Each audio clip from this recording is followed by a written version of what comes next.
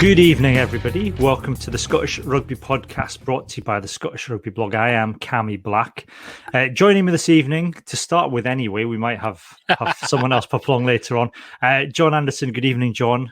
Yeah, I mean, that does. Good evening, Cammy. That does sound a bit ominous, doesn't it? It's only Johnny. I mean, it's only Johnny McGinty. Let's not get too excited. It's not Yakko again, or there's not going to be any half-cut interjections. Johnny's at rugby training, so we'll let him off, and he's hoping to be along after training to join us. So he's going to pop on at some point. Not like last week. Absolute liability, honestly. When I was away, I only tuned in very briefly at the end, which was the and we'll talk about the Patreon, the deals you get to pay, the Patreon only part of it. And yeah, it was evident that Johnny had a good afternoon as a mature student in the university bars. So. Some boy. But thank you very much, John. You held the fort down admirably last week. Thank you very much for that. It's herding cats. It was, but we done all right.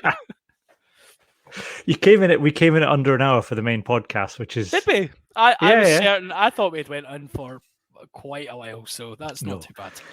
So, yes, we do this podcast anyway, which you can get on Apple Podcasts, Google Podcasts, Amazon Music. Now, if you say, Amazon, play the Scottish Rugby Podcast, it plays us inexplicably.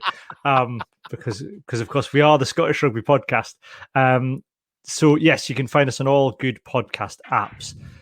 If you want more content, though, you can sign up to our Patreon, patreon.com/Scottish Rugby Podcast. And for £3 a month, you can get access to ad-free versions of the podcast, as well as a secret social media group where you'll get a bonus video podcast every week, which we also then make available as an audio podcast as well. So like a bit of a part 2. And that's where Hands in the Ruck. Any fans of Hands in the Ruck, that's where we do that now. We do Hands in the Ruck as a Patreon only thing where we have a bit of a swear and a bit of a grumble, a bit of a free for all, so a bit more free flow in that one for those that want that. If you pay £5 a month though, you can have Kenny Murray. Kenny Murray has signed up for £5 a month. He's joined the Dougie Donnelly Lounge. If you pay £5 or more, you get your name read out on the podcast. So thank you very much to Kenny for joining us. You are very welcome.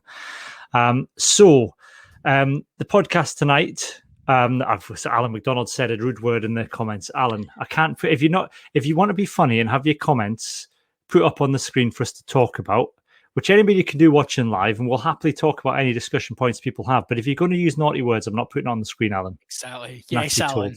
Ha! Respectable member of the community that Alan McDonald is as well. I know. He's not wrong though. He isn't wrong. No. I'm not sure if you said Alexa play John Anderson's crap patter, please. Maybe we should try it. If we should got Alexa, try that. Yeah, I'll probably set someone's Alexa off by doing that. I know that's. Should we try it? Let's see if we can set someone's Alexa. Alexa, play that funky music, White Boy. Playing. That's everybody's music. Yeah, everybody. I've now screwed with everyone's Alexa. Yeah. Hilarious. Well, you can see that the viewership's climbing up gradually now. This is actually what we're doing tonight. So, we'll start though with there's lots of news to get through tonight, but we're going to wait. Well, hopefully Johnny will be joining us later. So we thought we'll start with Pick of the Six, which is our review of the Super Six. The latest round of Super Six fixtures. It's been an odd one this week, John, because I think after Heriots did well last week, I kind of thought, this is getting interesting. After me saying for the last few weeks, there's 3 teams clearly, streets ahead. Maybe Boroughmuir Bears, maybe Heriots are going to turn a corner and surprise us all. But God, I don't know what happened last week. Yes, but this week it was a different story because they lost 41-7 to Ayrshire Bulls in a fairly comprehensive defeat. It was a spanking. It was really, really, really rough watching. Actually, again, I think you've got to give Ayr credit, right? They executed really well.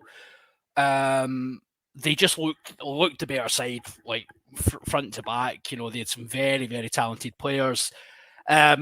a couple of the tries, I would maybe say, again, you're looking, I've been going on about defence every time I speak about Super Six, but you're looking at a couple of them going, is really a miss one? Is that really what it's taking to break down a defence at this level? Quite frustrating. But, it was disappointing because, again, this, like, looking at the fixtures this week after last week, I was kind of thinking, yeah, this could be a really good match, and it turned out to be a massive damp squib. Yeah, I mean, even the Heriots try, I was screaming because the air defense just completely switched off. They had no right. They had no right to score that try in the middle of the park. They were no clue what they were. The Heriots had no clue what they were doing. They switched play very slowly. There's plenty of time for the air defense to get across. They were just. I mean, we've said it before. I think it's something that the top teams, the top three, are going to have to sort out, is switching off in defense when they feel comfortable in games.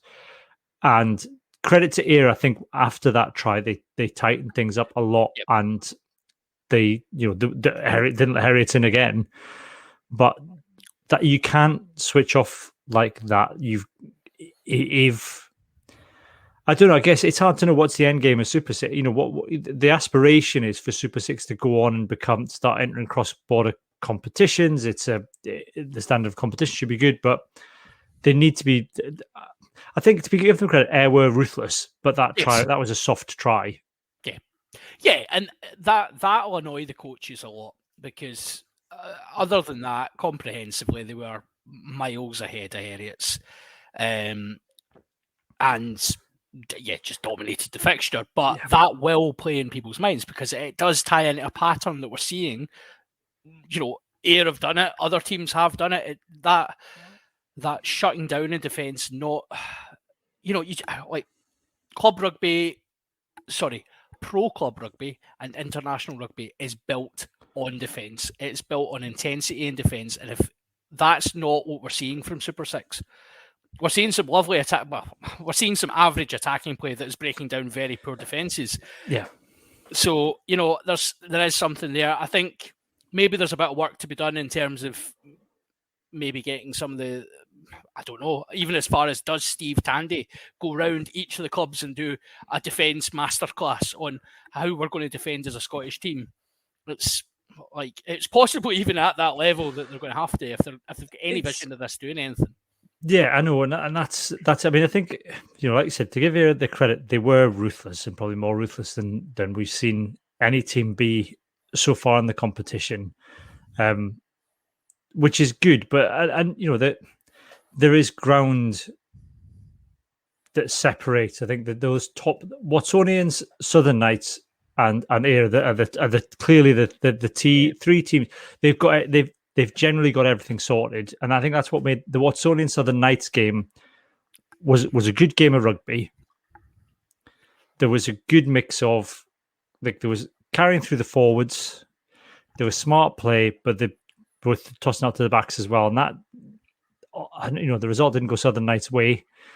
And it went, but Watsonians, again, I think they were ruthless in a way. I think it's a different kind of, there's ruthless against a team like Heriots, where you really they should have nilled, Ayr should have nilled them. And then I think Watsonians did very well to close out that game once they'd taken the lead. They're both very good sides, and I thought that was a very obviously it's a great win for them, but in terms of the forward dominance, they were two strong packs, really, really going at it, and I thought they got the upper hand in the pack to an extent that we've probably not seen quite at Super Six level yet, where one pack has just utterly dominated for a period of time, and that really did set the platform.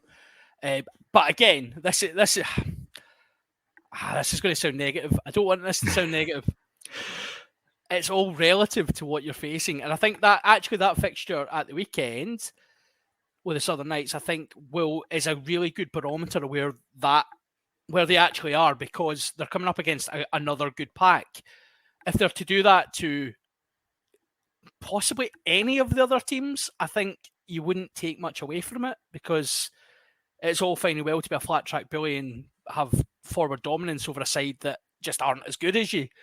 And that's not what this is about. We need to, we're Scottish. We will not have forward dominance at international level. We will not have forward dominance at club level, even if Edinburgh think they're the best scrum in the world. So it's learning how to play around that as well. So I think there's a lot to take away from that. But I thought it was a good game of rugby. Yeah, and I think, like you said, that's the standard. That's the one. If we want to say, if the Super Six wants to get to a point, which I think it should do, that the teams are able to compete with teams in, again, the top division in Wales, and even the kind of, the English Championship. That's what the Super Six needs to be aspiring to do, because that's the equivalent level. Yeah, absolutely. I think is semi pro level in other. That's where they need to be. I think that Watsonian match, the Watsonian Knights game, you could see with two strong packs going at it and two good sets of backs going at it, and it was that's where that result comes from. Having said that, it's the score, as entertaining as it is. And I hate to be advocating for this. I hate to be advocating for boring rugby. But like you said, John, it's built, it's built on defense. And I'm still not convinced that these are good attacks exploiting good defense as much as good attacks just going through mediocre defense, let's call it. Fairly average attacks going through. It's like, so I would liken it to, you've played Risk before, haven't you? Yeah. Right? It's like you're attacking, right? You're rolling your 3 dice and you get 2 3s and a 2, and you think that is a shocker of a roll. But the defense has they've rolled snake eyes for their 2 dice. It's the same concept. You're beating them, but you're not really. You're kind of upset that you rolled so rubbish. It's that's my Super Six is Risk. There we go. Take that one away. I've only played Risk once. Have you? Oh, it's very good. You should play it more. No, I played Settlers of Catan once with somebody. Yes, great. And I got they explained the rules to me, which you have to buy. So it's like Risk, but you have to go and buy roads and sheep resources. And resources. So I'd had a few beers, so I decided that I was going to just buy sheep from the borders because I had a few drink. And the people that we were playing just kept saying, "You can't win with sheep." And I was like, just watch. And you can't tell me not to do something. Like 2 nights before my weddings, where my brother said, "You will not eat 3 trifles." And I said, "I'll show you." And yet I did eat 3 trifles. I was very ill the next morning, but I ate the 3 trifles.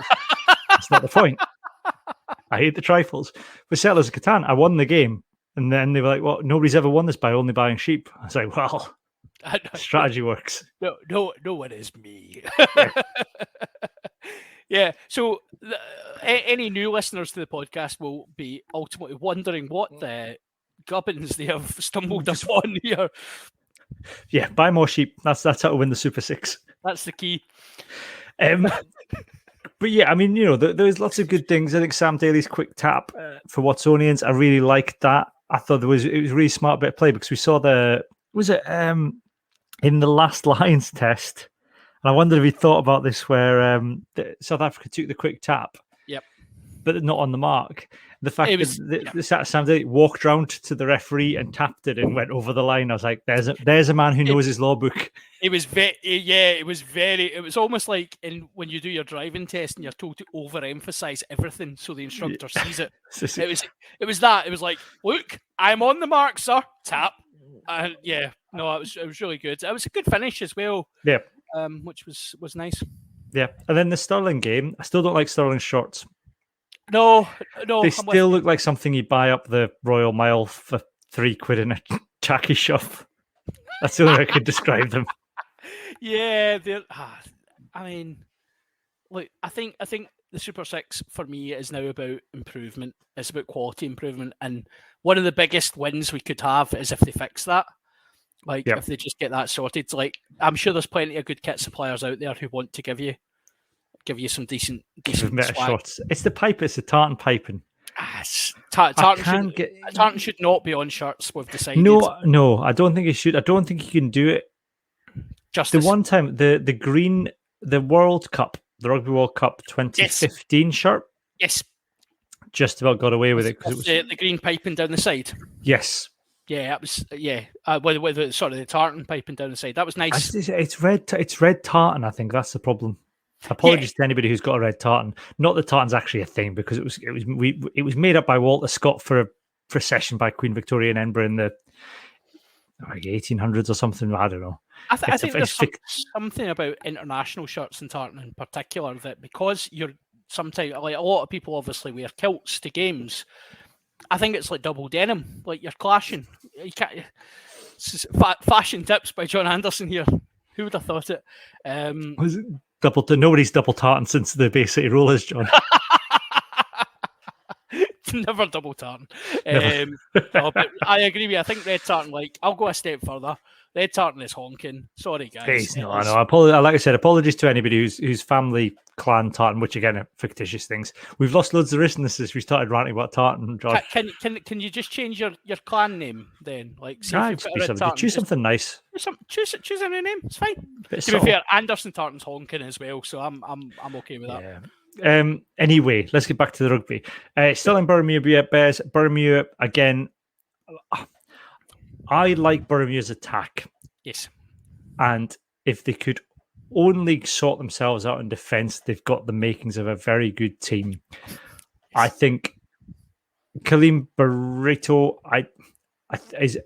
has the makings of a good scrum half. I think he overplays sometimes. There's a couple of times where he should have made the pass and he didn't.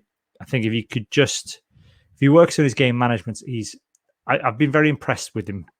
Their pack's looking better, much better condition, but it's just the defense. It's just and again, with every team, that's the issue. I think, like you said, it's good attacks going through mediocre defense, and it's whoever's got the weakest defense loses the match at the minute in Super Six.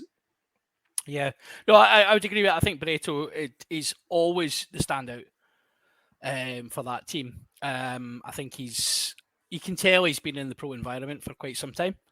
In and around Glasgow, and he's learned from some very good scrum halves there. He's never really, he never got a shot as such, but then, that's understandable, given where they were at. And I think had Jamie Dobby not turned up, maybe Barreto would still be at Glasgow, but Dobby turned up and was regarded a better prospect. So Barreto's kind of career started to stall a wee bit, and I think it's good to see him getting game time, good to see him getting a bit of exposure. And I think it's easier for backs in particular. So thinking about autumn internationals, thinking about those times where Six Nations, where Glasgow and Edinburgh are not meant to lose internationals because of the United Fighting Rugby Championship JZ tournament rules. However, we will, because we rest players either side of it, because we're not savages like some other nations. So there's always an opportunity for players to get game time at that point. And I think I wouldn't be surprised if there was a couple of injuries, a couple of things happened, that Barreto might end up on the bench at Glasgow, might even end up on the bench at Edinburgh, who knows? But, I wouldn't be surprised to see him being considered in that mould again, but certainly not as a pro player. I think you could probably say partnership contract at best. Yeah. I like the look of the Bermuda Bears back row. I think they work together very well. Yeah. The carrying as well. I think there's a couple of number 8s in the Super 6 at the minute that look some big boys. Look the business. Yes. Some big boys carrying quite hard. I think again, we come back to the standard of competition. I think we've had people before contact us on the podcast, listeners, to say that we don't know much about the Super 6. We're either in the club land and we don't really care about anything other than the club and international level.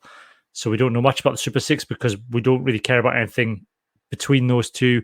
And then we get people who just like pro rugby and international and don't really know anything about below club because they kind of feel like it's not something to get into. And if we've had a couple of people say, look, we want to get into this. And I think what I would say is that the standard of competition is high. So although John and I are kind of sound like we're being negative Nellies here, John, but we do. the standard of rugby is high. And with any game of rugby, there are things that can be fixed, and there are always things you need to address. The big thing at the minute in the Super Six is defense. I think all teams can work on defense, but the attacking play is exciting. The players are exciting. The competition is exciting. It's some if you have the time, and at the minute, we'll get onto the United Rugby Championship in a minute, but there is time at the minute. There isn't much rugby on at the minute. It's worth watching, even if it's only the 40-minute highlight package that the SRU put out every weekend. It's good rugby. Yeah, we've said on the previous podcasts as well that actually that highlights package and the stuff they're doing around it is very impressive. So to finish on a positive, you're absolutely right. Like, I came into the Super Six, everybody knows I've had my say about what it was. I've had my say about was it even fit for purpose, etc., etc. I've really enjoyed the games. I've really enjoyed the standard of rugby. I've enjoyed watching players. You can tell there's players really pushing for Glasgow, Edinburgh, look at me. You can tell there's players happy at that level, and it's a great mixture. The attacking play has been phenomenal. And I think it's really telling, actually, that we are putting that critical lens on it to say, where does this sit in terms of pro rugby? Because you could, in most people's eyes, you could look at the Super Six and say, do you know what? That's a really good wee tournament. It's semi-amateur. Semi-pro even. Sorry, that's glass half empty. That's glass half empty, John. I mean, it's not technically wrong, but yeah, absolutely. It's semi-pro. It's there for a purpose. Gives guys a wee bit of game time. Some of the pro boys who are out injured, they'll get their games. It'll do a job. But I think it's clear that we expect a wee bit more of it, and there's a wee bit of an ambition for what it could be. Yeah, and because of that, we are being a wee bit more critical of some of the elements of it. But I think they've done a great job, and actually the product's really good. That's it. I mean, what it needs to be is, like I said, if it can be on a par with the top level club rugby in the neighbouring nations of England, Wales. I mean, it's not going to be beat with France because that's professional. France tier what is D2. God, I mean, it's not even professional. It's pretty much just like Ultimate Fighting Championship. I mean, Nico Matawala has been signed as injury cover. I'm just going to spend the entire time running away from big men, trying not to get gouged, cowering in fear. Yeah. Who was it that said there was a Scottish boy that went down there? Was it Nick? Did Nick DeLuca go over to France? Nick DeLuca's played D2. Yeah. Yeah, I think he's commented on D2 before, saying just how terrifying it was. I tell you, it was. He plays in Japan now. He played number 8 for Scotland, and then he played for Edinburgh for a bit. He looked like the baby in Baby's Day Out. He was Welsh, and he played for Bristol. He might be playing for Bristol now. What's his name? That's really frustrating me. He looked like a big baby. That's the only thing I think of. He was saying, who knows if anyone knows who I'm talking about, because it's driving me absolutely nuts. He played in that. He came on in the All Blacks, the last All Black, in the All Blacks game, the last All Black, that tight All Blacks game. We'll have to look it up. Yeah, it was. The name is on the tip of my tongue. 2017, Scotland and the All Blacks. He came on. It's not Cornell Dupree. No, he's over it. No, it's not. Which is inexplicable as well, just as an aside, by the way. It was 2017. Who did he... It's not Nick Hainan. Yeah, I've got it up. Here's the teams. Let's see. Luke Hamilton. That's who I mean. Oh, yeah. No, he does. We got there in the end. Baby. He does look like a giant baby. There you go. Luke Hamilton. Huge frame, and that's just this tiny little baby head. Tiny little head. Anyway, it was him. He did an interview where he said he played in D2, and basically at the start of every match, the forwards stood up and just punched each other in the changing room before they went on the pitch. That's not the standard. That's not the standard that we want. What a time to be alive. I know. Luke Hamilton, who's currently, I'm trying to figure out where he is at the minute. He's at Oyonnax again, so he's back in the D2. Back in the D2. Back in the D2, having 7 bells punched out of him. But no, I think that's what we want. It needs to be. It's a good competition where very good, exceptional club players can go and test themselves. but it's still good enough that young academy players will get a good standard of competition when they're playing, when they're coming through the ranks as well. That's to me what it has to be, and that's what it has to aspire to be, and it's got the makings of being that. Yeah, no, I think so. I think that's exactly where they need to be, but it will take time. And again, quality improvement. Let's aim to have a decent product. We've done really well this year, having television coverage, which I was skeptical about. We've had lots of social media coverage, which I'm very pleased about, and it'll improve. Give it time. It will do, yeah. It will, yeah, absolutely. And I think you can see that the top three teams have got the Watsonians, Southern Knights, and here have got the conditioning sorted. They've got the tactics sorted. They're playing like bottom level Pro 14 clubs, and that's not bad. That's not damning with faint, but that's. I think that's where they are. Those three teams are where they potentially could be. The other teams, you can tell they've got club players in amongst them, particularly in the forwards where conditioning's an issue. A couple of seasons down the line, that's going to sort itself out. Yeah, absolutely. Yeah. The more the guys are in that environment and have, the more it takes hold. I think they were so hamstrung by the fact it kind of started and then other things happened, which may have taken over the world. So yeah. So that's pick of the six. We'll be back that later on. Let's have a look. What should we do now? Should we talk about Scotland's new attack coach? Oh yes, please. Who sounds like a character from Toast of London. Who's watched Toast? It's Alan Basson-Zonda. Sounds like good name, isn't it? Yes, I can hear you, Alan Basson-Zonda. To be fair to him, I mean, a cracking name, but another fantastic pedigree signing. Yeah, exciting. I wasn't sure we weren't sure he was going to replace Mike Blair. I was a little bit worried when it got leaked, because the news when it was leaked is he's been brought in as a skills coach. Yes, and I thought, here we go again. Gregor Townsend's decided to bring the attack coach role in house. Back to Gregor time. It's back to Gregor time. It's back to taking the. He had such fun during the Lions. He thought, you know what, this is what I really want to do. It's I want to coach Dan Biggar. Taking the Dennis Waterman approach. I'm going to write the theme tune. I'm going to write the attack approach. Sing the attack approach. But he's been brought in the attack coach. So he's for those who don't know, he's the former attack coach, I think, for Toulouse. Lots of people saying that Toulouse have got a very exciting attack, top 14 team. They have a phenomenal attack. I mean, he's been involved. He's been instrumental in kind of rebranding Toulouse Rugby, which previously Toulouse, for anyone who remembers the sort of noughties, Toulouse were a powerhouse in French rugby, a massive side. They lost their way. They lost their kind of ideology a wee bit, and he came in and he was part of. He was there for a couple of years, and a very successful couple of years. They won the title last year. Obviously, they've got some phenomenal players there, but we've seen again with our friends, the British and Irish Lions, you can have very good players, but if you don't let them play, then what happens? We end up with stagnation. So he's been credited with a lot of very good stuff down there.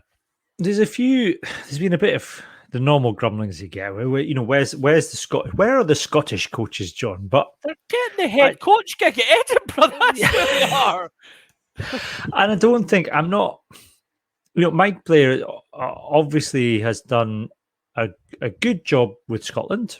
Yep. It's a shame. I think it's disappointing, and he'll be disappointed that he didn't get a chance this summer to take the squad away and show what he can do. He was obviously coaching at Glasgow before that, but I think outside of Mike Blair, who I think may prove to be the exception to this, I don't think international rugby is a place to serve your apprenticeship. No, and I think we learned that actually with Gregor Townsend. And we should be remembering that, because Gregor Townsend obviously he was the attack coach under Scott Johnson. No, it wasn't. No, he was at Glasgow by the time Scott's Andy. He left under Andy. Did he leave under Robinson? He left under Robinson. He went to join Glasgow under Robinson. Oh no, he left that sinking ship well before he saw the signs. Did he now? That's No, he did. Yeah, I think he was signed under Haddon. I think Townsend came in under Haddon, and Robinson kept him on. Yes, well, he came in. So Townsend came in as assistant coach in 2008 for Scotland. Was that under Robinson or Haddon? It would have been probably the crossover. Yes, I think I think we did this for his autobiography. Yeah, quite possibly. And we then he left in this. 2012, which was Robinson still there in 2012? I think Robinson was still there. I think he leaves in the summer of 2012 prior to because it was the autumn when Robinson went. Yeah. No, he resigned in November 2012. So yeah, okay. No, I accept that Scott Johnson was not involved. But I think that there's been the national setup has in the past been used as a bit of a kind of what you can have this guy or we'll bring this guy in, but yeah, I think it's I've no issue at all with the Scottish coach being brought in future to that kind of role. And there's, if they've spent time with Glasgow, I'm not calling for Duncan Hodge to be the new Scotland detached coach by any stretch. But if someone's proven themselves in a coaching role at a decent level, I think John DL's someone that has, and he's obviously in the setup at the minute. There are plenty of Scottish coaches out there that have done. What we want at international is the best that's available, and this guy's the best that's available. So it's fantastic that we've got him. It's funny because it's such a double-edged sword, isn't it? Because you have in certain parts of Scottish rugby fandom, you have people calling out for Scottish rugby coaches to be prioritised. Where's all the Scottish rugby coaches? We need Scottish rugby coaches who will, in the same breath, decry any type of nepotism. And it's like, you know what? See this guy coming through the system? Like, honestly, right, we all know the kind of the leg up principle. And do you think that maybe if he comes through, if coaches come through and they're good enough, brilliant. Mike Blair, perfect example. Someone who's come in, obviously has a really good rugby brain, has learned his trade, and he'll do well at Edinburgh. I've got no doubt. Most coaches aren't at that level, and we actually just don't produce coaches quite to that level yet. And that's we've barely managed to produce players to that level to this point. So let's calm our jets a wee bit, guys. And I think yet's a big word, isn't it? Because there's a lot of exciting coaches coming through in Super 6. We come back to Super 6. There's a lot of good young coaches coming through Super 6, and that's good to see them get their chance. There's a lot of Fraser Clyne was being announced as the coach heir this week. The club heir rather than Super 6 heir. There's a lot of good young coaches in club rugby and Super 6, and that's where the next generation are coming from. So I think for the minute though, there's nobody within Scotland. There's nobody who is Scottish. Yes. That I know of outside of Clark Laidlaw, who I think still coaching the Sevens, New Zealand Sevens side, that you would instantly go, there's someone that we can come and bring in as an attack coach at national level. Yeah, and does it really? This is the thing, and I think ultimately, does it really matter to the vast majority of fans who are literally looking at Six Nations and maybe the autumn? Probably not even the summer, to be honest, because people forget that rugby takes place then. Are the vast majority of fans actually going to be that bothered when they go, so Scottish attack coach, where is he from? The Scottish scrum coach, where's he from? No, they're going to look at the sides, and yes, they might have a grumble about, that player sounds awfully South African, but they're idiots, so, Yeah, and look outside of Scotland, I think, apart from France, South Africa, and New Zealand, everybody else is coached by a foreign coach. Yes. And have foreign coaches within their setup. Even the biggest rugby union in the world, in our good friends down south, who have coaches, they probably have more registered coaches than we do players. And yet they have turned to a foreign coach. So they've got Eddie, foreign coaches, because they've got Matt Proud, Matt Proudfoot, who's Scottish and South African. Eddie Jones, John Mitchell previously before, he's now gone to Wasps. So no, you go for the best. Yeah, absolutely. Look at the impact Jason O'Halloran had when he came over. Yeah, that to me is the standout. Yeah, Matt Taylor as well, although he left in a bit of a cloud because his defence was crap. But yeah. So Aldo's comments on YouTube. Hello, Aldo. He said, if we only ever have Scottish coaches, then ideas run out rapidly. Bringing in guys from outside occasionally gives new ideas and new life to teams. 100%. Correct. Spot on. Next then, we've got the women. Scotland women have announced their squad for the World Cup qualifiers. Jade Conkel's back. Yes. Yeah! Oh, no, I'm looking forward to that. The London Fire Brigade's losses our gain. Yeah, no, it's great to see her back, isn't it? Yeah. So she's back. Sarah Bona's begun a new job with the RAF, apparently. Yep. But she's back. She's back good. For this, yep. Rachel Malcolm is back as well after recovering from injury. It's a good, strong squad. I think I would say. I think it's the strongest possible squad that they could name. Yeah, I mean, there's no surprises in there.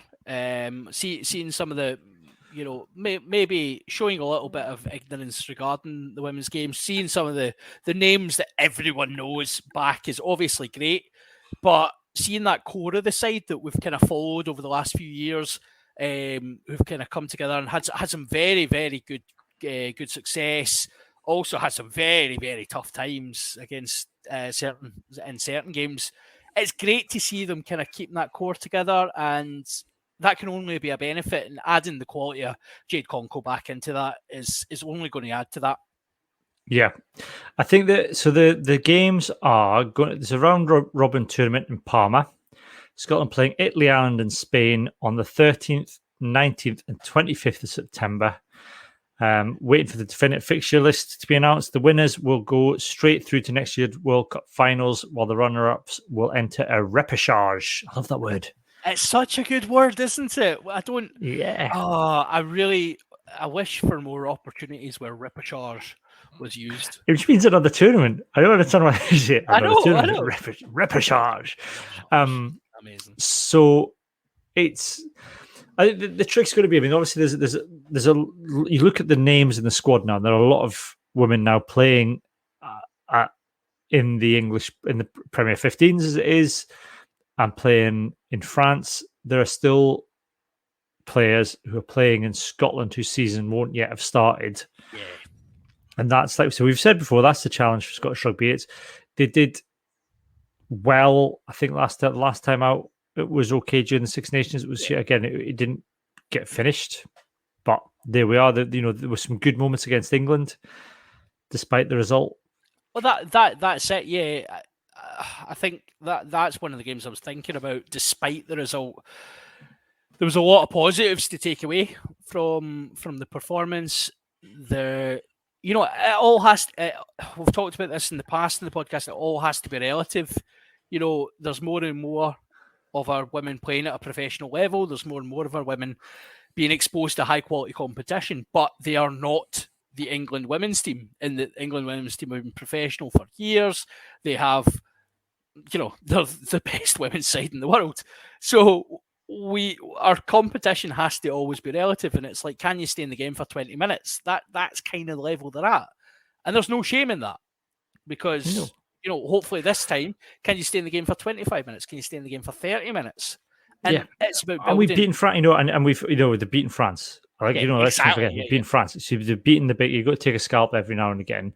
You're going to take, push teams, cause difficulties for team. That's the thing. I think qualification for the World Cup absolutely is achievable for this group of players. It is, yes, and should be, and we wish them the best, and we'll follow them all the way. And it's exciting to see them with a full strength squad. And from what Brian Easton, this quote from Brian Easton on the Offside Line article, talking about how they've been doing training camps, been getting together. So you hope that's enough that to get the conditioning right and get them playing together. Yeah, absolutely, absolutely. Shall we do? What should we do next? Johnny's not here. Johnny's not here, and honestly, still not I here. need a comfort break, Cam. You're gonna have to go in monologue. Look, we've got. Johnny. We've got a message in. Is this an update from Johnny? It's not. It's you saying. It's just John complaining that he needs a comfort break on my thing. I was simply telling Johnny to hurry up because you need a comfort break. Yeah. John, if I can monologue while you go for a comfort break. So, this year on the podcast, we are looking for your stories. We're looking for your input. So if you're attached to a club, if you have a rugby story to tell, then please get in touch. You can email me podcast@scottishrugbyblog.co.uk. You can find me on Twitter @Cammy Black. What we want to do is we have more interviews. We want to do more about what's going on at club level, what's going on in the rugby community in general. We're going to try and do a few specials for our patrons, where we kind of look at the future of rugby at international level, at club level, at a pro level. So you'll have that to look forward to. But again, any stories at all you've got, just drop me an email, podcast@scottishrugbyblog.co.uk. And we want to try and kind of mix things up a little bit for the podcast and make things a little bit different. In a minute, though, when John gets back from his comfort break, we're going to talk about the United Rugby Championship. There's been two big bits of news with this. The first bit of news, and here he's back. You did that, John. Well done. There's two big bits of news that we need to cover. We've got 15 minutes left of the regular podcast. We should kind of talk about the United Rugby Championship before we finish, John. We've had the fixtures announced and we've had the TV deals announced, both of which have been incredibly controversial in Scotland. Shall we start with the TV rights? Let's do TV first. Let's do TV first. That'll be how most people are watching it this year. So the TV rights north of the border in Scotland, the only TV that coverage for Scotland matches, Scotland professional matches, Glasgow Warriors and Edinburgh. Glasgow and Edinburgh, yep. Is going to be on through Premier Sports, which is $12.99 a month. Yes, it is. Because some of us cancelled our subscription when there's no rugby on. You get, to be fair with that, you get top 40. They've now got top 40 rights to top 14 as well, and they've got some Scottish. They've got some football as well. Yep. So there's Finn's playing at the weekend. Racing 92. I don't know if he's announced to the team. I was going to say, did you see the state of him in Greece on his Instagram? Legend. There's a man that needs is going to have a rough pre-season. Good God. Chris Harris seems to have embarked on a world tour. Chris Harris was last pictured on a pedalo in Monaco with Louis Rizamet. He just seems to have embarked on like in the 1800s when you used to have these artists who would go off on their kind of grand European tours. That's when Chris Harris post Lions. So have to go and paint some French women in a brothel. Absolute legend, Chris Harris is. I every time I mention Chris Harris, I have new levels of absolute respect for this man. He's just heroic. So we've talked about this so much. I think there's a frustration this time round. Yes, that the BBC haven't come in for some games, and I get that they have. Have they? BBC Northern Ireland have. Right. So BBC Northern Ireland have some coverage for the Ulster games. BBC Wales have coverage. BBC Wales have coverage for some of the Welsh games. BBC Scotland, however, do not. And this is that is a frustration. We're not. I think you've got Premier Sports have come in and they've invested in the Super Six, right? They've said they've come in and from what we've heard have actively said we want to cover this for free. Jokes is it's on Free Sports and the Free Sports app. We ought to cover this for free. There is rugby for me now in Scotland is at a level where there should be sufficient interest for the BBC to carry a few games. Aye. Even as the 1872 Cups and some of even the bloody South African games. Yeah. Where you're going to have international play, international South African, you're going to have Sia Khaleesi playing in bloody Murrayfield on a Saturday night. That should be enough. It should be enough. And also, I think outside of that, even if you go for, we'll do a Welsh game on BBC Scotland, because you're going to get viewing figures. Yeah, it's from Wales. Anyway, yeah, we're going to do the Ulster game because we know we're going to get viewers in from BBC Northern Ireland. It makes no sense that the BBC Scotland haven't come in for some free tier games. It doesn't make any sense whatsoever, and it probably does speak to how to put this delicately. It speaks to possibly Scottish Rugby's growing relationship with pay TV, and that and I've like hands here. I have no issue whatsoever with it. I do like I am in a privileged position in that I can pay for these things, and I'm happy enough to pay for them. I know it is really crap for some supporters, and I know actually, particularly Glasgow fans, I know of many Glasgow fans who got into watching Glasgow by listening to Hugh Dan on BBC Alba, by seeing the games in free to air. Just you come across it and you go, I'll put this on and see what it's all about. So I get that.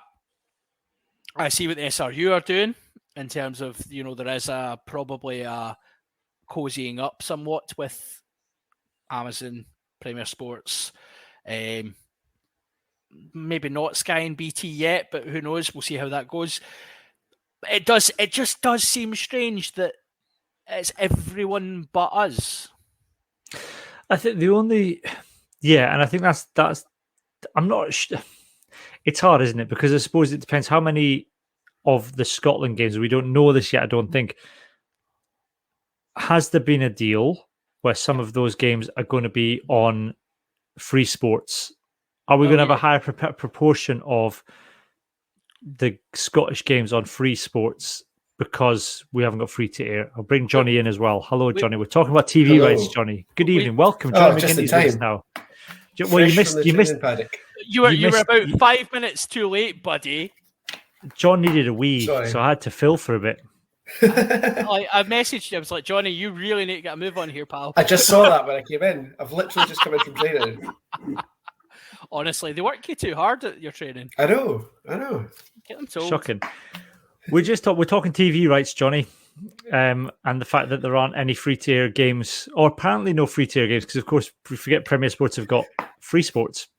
Yeah, it's funny because actually this time last week we were speaking about the Super Six, and my belter last week was accessibility of the Super Six is really good, and that's what they're doing right in Scottish rugby, making it so easy to find the Super Six on BBC, on YouTube, on Free Sports, on wherever. And then the URC fixtures came out, and everybody's got free to air except Scotland. So, but is that because the free sports might be considered their free to air option? And actually, if you think about it, both the Scottish clubs, we talked when the Ultimate Fighting Rugby Championship was announced that Scotland are playing the Italian sides more than others because there are derbies.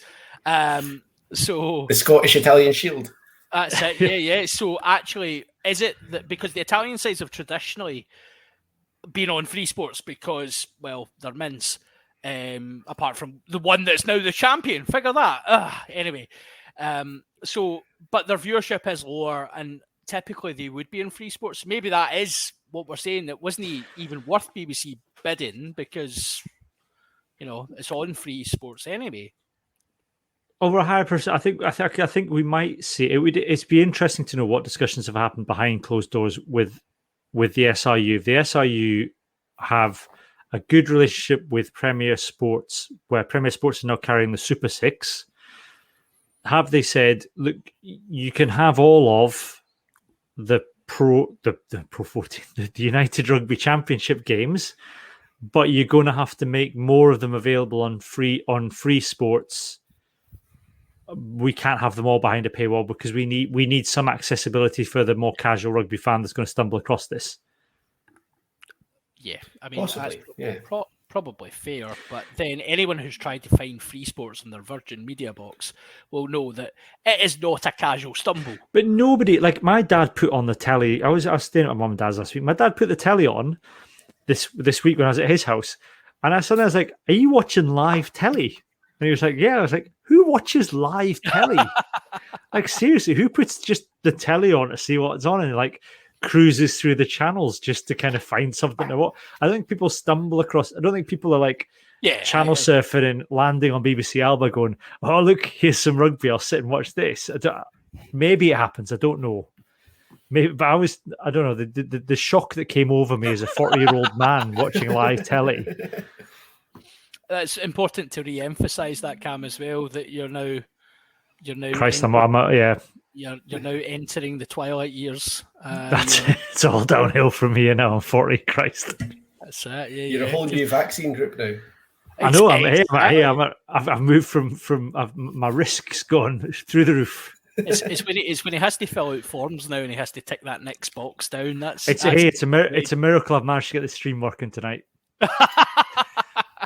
It's a miracle you're not on here being total. Like I thought, at age 40, that's when you go down the Pete Gammon route as well. So like this time, we'll wait till Hands in the Ruck. New and improved Cammy on Hands in the Ruck. I will improved. We'll see that. I'm amazed that you're the one that had to stop the recording to go for a pee, John. Now that he's 40. Well, yeah, that's true, mate. Yeah, I know. That's it. Maybe some questions to be asked there. There's nothing saying he hasn't got a catheter under there, though. To be fair, I now record in the same room as where the downstairs loo is, so it's just handy. It's just next door. My connection's dropping. Let's move on. That's the TV. Let's move on to fixtures then, because the big talking point this week has been the RC fixtures. I tell you, we're going to do this briefly because we've got. I want to try and keep the main pod under now. We can bleed this over into Hands in the Ruck for our patrons. But yes. John, you're unclear. I know you for one are unhappy with the way the fixtures have landed. Do you want to just kind of run people through why?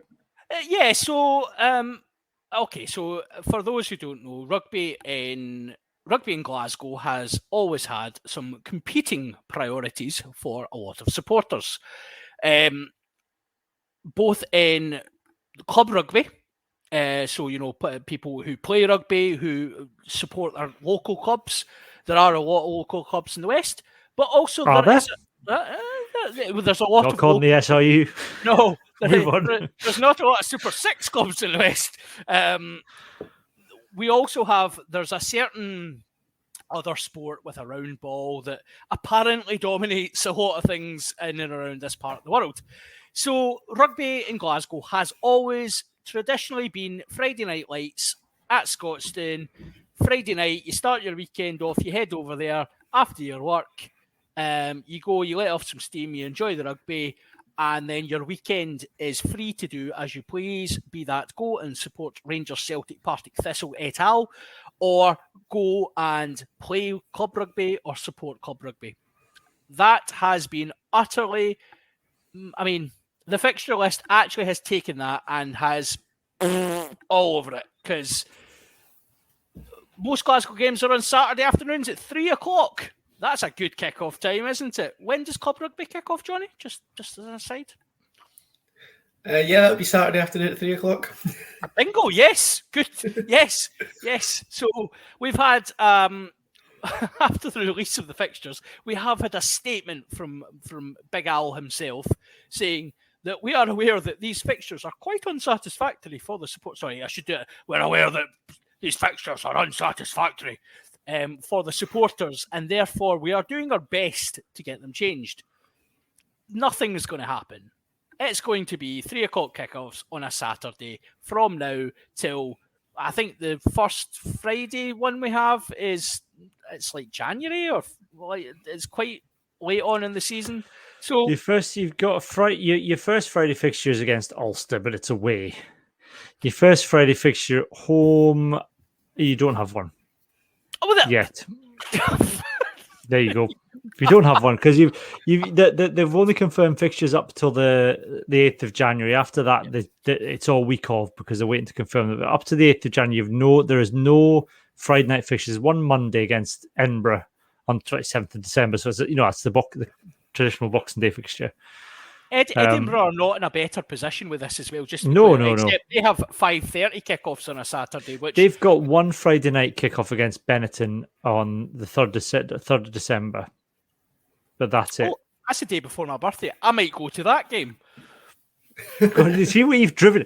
Do you see what you've driven John Anderson to? He's going to actively support Edinburgh because Glasgow don't have Friday night fixtures. I mean, I didn't say imagine how much Edinburgh at the game.